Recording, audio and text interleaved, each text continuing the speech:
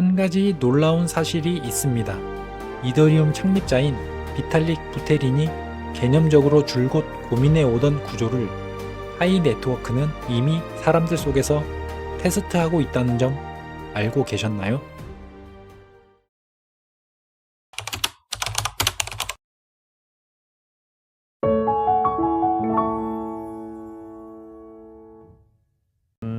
Then on the other side, I think privacy for identity and like making privacy for identity actually convenient. And one of the problems that I have with these things is what I talked about in my blog post on disliking overly strong proof of personhood about 2 months ago. And then the question is, well, how do you avoid that, right? And then to me, the only solution is pluralistic identity, right? Which basically means that like you have a bunch of different actors that are making a bunch of different claims about different people, and then when you prove your identity, you're proving some claim about multiple different statements that are in your history, right? And so like one very basic example of this is like if you want a kind of decentralized version of a college diploma, you just ZK prove a history of interactions with a bunch of other people who have a college diploma, right? And for a lot of people, like that's going to be a good enough substitute, right? The challenge is like you need to have a framework that can actually make that intelligible for application developers, right? Because the reason why people love these like very binary, either you're a human or you're nothing kind of identity models is that they're just like really conceptually simple to understand. They're really conceptually simple to develop around as a programmer, right? And so if figuring out some kind of abstraction that satisfies the goals that some applications have, but that is more pluralistic, I think is something that is going to be very valuable. 여러분, 이더리움 창립자 비탈릭 부테린이 최근 계속해서 제기해온 문제가 있습니다. 바로 프라이버시에 대한 문제죠. 그의 이야기를 들었을 때 저는 곧바로 하나의 프로젝트가 떠올랐습니다. 바로 파이 네트워크였습니다. 왜 그랬을까요? 여러분도 궁금하지 않으신가요? 오늘 이 시간에는 비탈릭이 계속 던져온 질문이 정확히 무엇이었는지, 그리고 왜 그 질문이 파이 네트워크라는 실험과 자연스럽게 겹쳐 보였는지를 차분히 짚어보려고 합니다. 이 이야기는 누가 더 앞서 나가고 있느냐를 말하려는 것이 아닙니다. 한 사람은 문제를 정의했고 하나의 네트워크는 그 문제가 현실에서 성립될 수 있는지를 사람들 속에서 시험하고 있을 뿐입니다.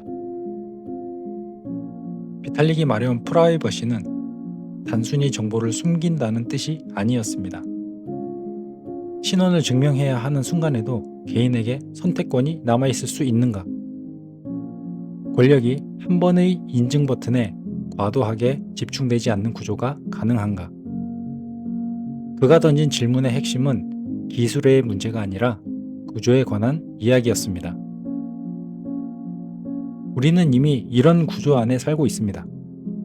수많은 앱, 거래소, 심지어 커뮤니티까지 로그인하지 않으면 아무것도 할 수 없고 본인 인증을 거쳐야만 접근이 허용됩니다.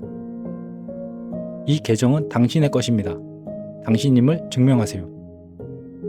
편리함이라는 이름으로 우리는 매번 같은 문 앞에 서게 됩니다. 그리고 이 구조는 하나의 질문을 남깁니다. 만약 그 하나의 기준이 틀렸다면 우리는 어디에 설 수 있을까요? 하나의 기준으로 인간을 통과시키거나 배제하는 구조는 효율적일 수는 있습니다. 하지만 그 기준이 실수로 작동했을 때 혹은 누군가에게 불리하게 설계되었을 때 우리는 어디에 호소할 수 있을까요? 비탈릭이 경계한 지점은 바로 이 부분입니다. 아무리 최신 기술로 포장되어 있어도, 아무리 프라이버시 기술로 감싸져 있어도 구조 자체가 배제적이면 자유는 쉽게 줄어들 수 있습니다. 그래서 그가 제시한 개념이 있습니다. 바로 다원적 신원입니다. 말은 어렵지만 뜻은 단순합니다. 사람은 하나의 증명서로 설명되지 않는다. 이 사람이 누구인지는 한 번의 인증이 아니라 그가 맺어온 관계와 지나온 시간의 합으로 드러난다. 신원을 증명할 때도 모든 정보를 한 번에 제출하는 것이 아니라 필요한 일부만을 조합해 증명하는 방식입니다. 너는 인간이다, 아니다를 이분법이 아니라 이 사람은 이런 관계와 이력을 가진 사람이다 라는 접근입니다. 개념적으로는 설득력이 있습니다. 하지만 문제는 현실이었습니다. 구조는 복잡하고 개발자에게는 어렵고 사용자에게는 낯설었습니다. 그래서 이 개념은 오랫동안 아이디어로만 존재해 왔습니다. 그런데 이 지점에서 저는 자연스럽게 파이 네트워크를 떠올리게 됐습니다. 파이는 처음부터 한 번 통과하면 인간이라는 단인 신원 모델을 선택하지 않았기 때문입니다. 파이가 선택한 것은 사람과 사람 사이의 신뢰, 그리고 시간이 만들어내는 관계였습니다. 증명서가 아니라 관계, 버튼이 아니라 누적되는 흔적을 중심에 둔 구조입니다. 파이의 보안 서클은 어떤 중앙기관이 이 사람은 안전하다고 인증해주는 방식이 아닙니다. 내가 알고 있는 사람, 내가 신뢰하는 사람을 연결하는 구조입니다. 그 연결들이 겹쳐지며 하나의 신뢰 네트워크를 만듭니다. 이것은 증명서라기보다 관계의 기록에 가깝습니다. 여기에 시간이라는 요소가 더해집니다. 하루 이틀의 활동으로 쌓을 수 있는 신뢰는 아닙니다. 수개월, 수년 동안 같은 네트워크 안에 존재해 왔다는 사실 자체가 의미가 됩니다. 이 구조는 단기간에 흉내내기 어렵습니다. 그리고 또 하나의 요소가 있습니다. 바로 파이의 분산 노드 구조입니다. 노드는 말이 아니라 행동입니다. 전기를 쓰고 컴퓨터를 켜고 네트워크를 유지하는데 실제로 기여한 기록. 이 역시 신원의 중요한 한 조각이 됩니다. 정리해보면 파이 네트워크에서 신뢰는 하나의 버튼으로 결정되지 않습니다. 관계, 시간, 기여. 이 모든 요소가 천천히 쌓여 사람을 설명하는 구조를 만듭니다. 이 지점에서 비탈릭이 말한 문제의식과 파이의 실험은 자연스럽게 겹쳐 보입니다. 단일한 증명이 아니라 여러 흔적의 조합, 단번의 통과가 아니라 시간 속에서 형성되는 신뢰입니다. 이것이 곧 파이가 정답이다 라는 뜻은 아닙니다. 이 영상은 그렇게 단정하지 않습니다. 다만 한 가지는 분명합니다. 비탈릭이 개념적으로 고민해온 구조를 파이는 실제 사람들 속에서 이미 시험하고 있다는 점입니다.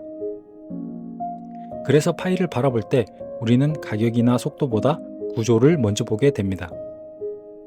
파이는 아직 완성된 답이 아닙니다. 하지만 신원과 프라이버시, 인간 중심 네트워크가 어디로 가야 하는지에 대한 중요한 실험을 이미 시작했습니다. 우리가 파이에 희망을 거는 이유는 미래를 확신해서가 아니라 미래를 시험하고 있다는 사실 때문일지도 모릅니다. 완성된 답은 아직 없습니다. 하지만 올바른 질문을 던지는 실험은 이미 시작되었습니다. 지금까지 디지털 토끼굴 탐험가 썰지였습니다. 감사합니다.